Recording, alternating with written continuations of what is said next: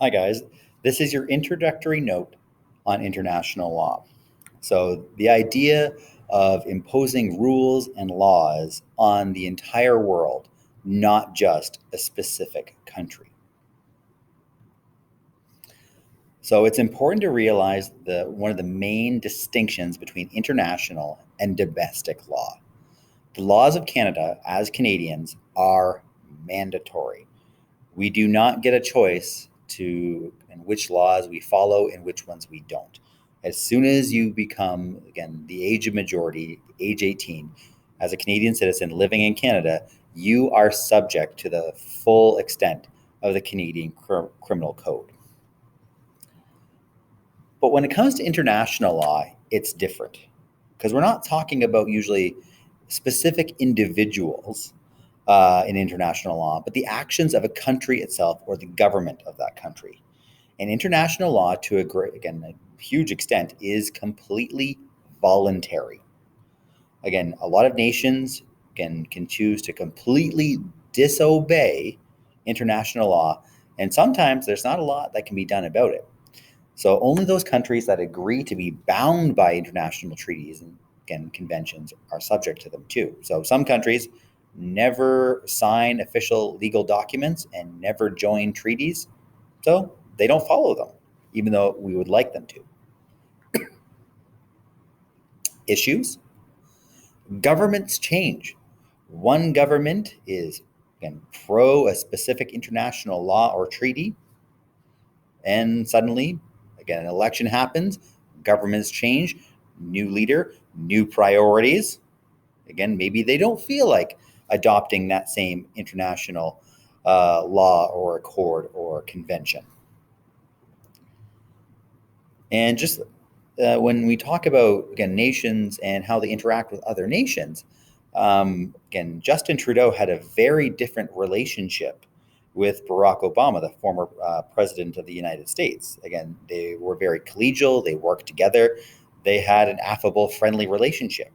While, again, Trudeau and Trump have a more adversarial relationship, and they have had significant conflicts, especially around trade. Again, the elimination of NAFTA and other issues like the softwood lumber crisis.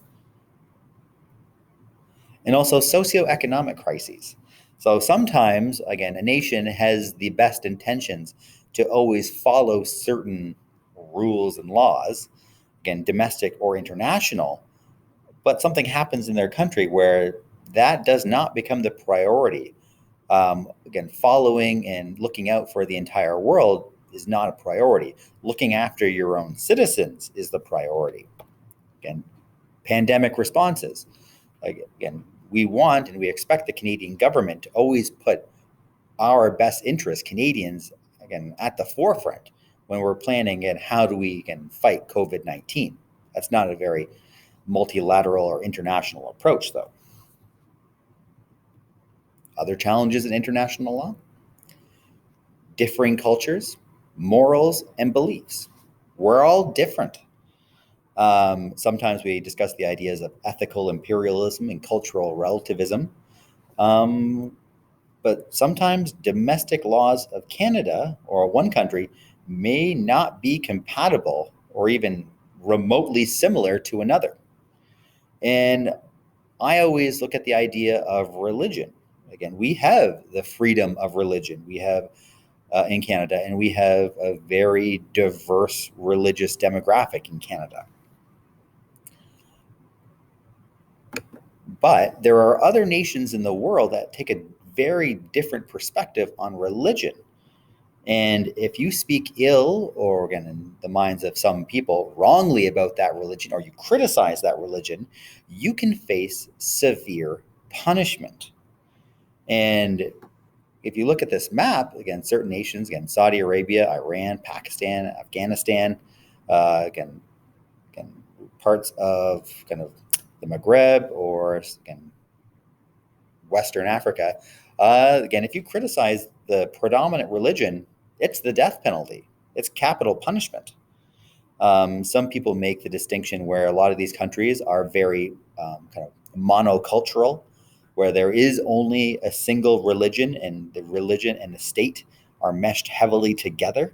So in the case of Saudi Arabia, 93% of the population of Saudi Arabia is Muslim, and the religion is tightly meshed with their absolute monarchy. So again, is that their right? If again their society is based on their religion, and the religion kind of has a huge impact, should you be allowed to criticize the religion? I believe one thing, but again, I'm a Canadian living in Canada.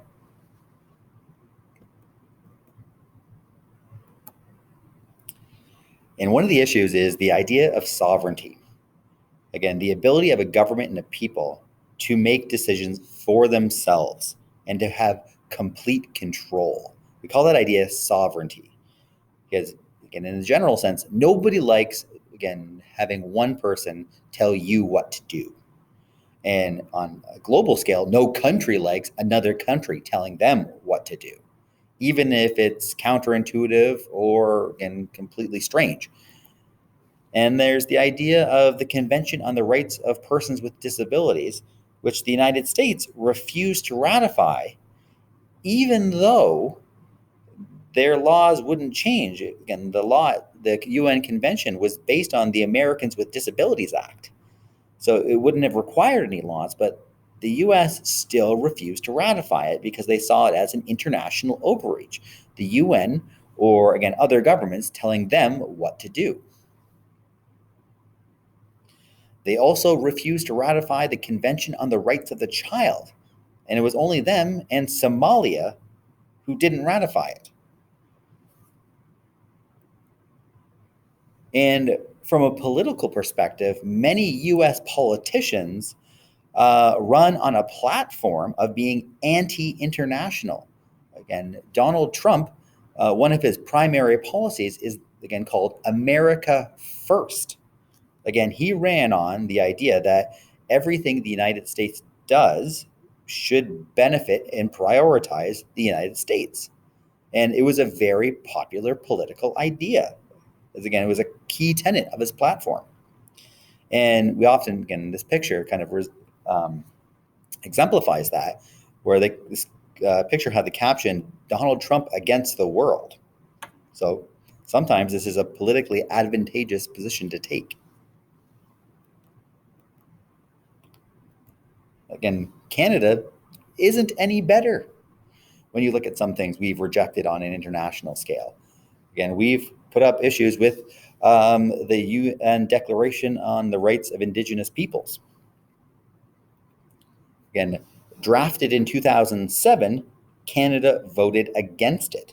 So did Great Britain, New Zealand, and Australia, all nations with, again, a colonialist past and large Indigenous populations.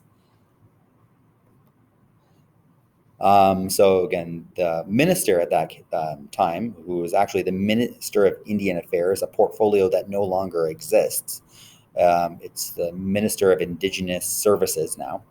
Again, Jim Prentice stated that publicly that the declaration conflicts with the Canadian Charter of Rights and Freedoms, but never substantiated this extraordinary claim.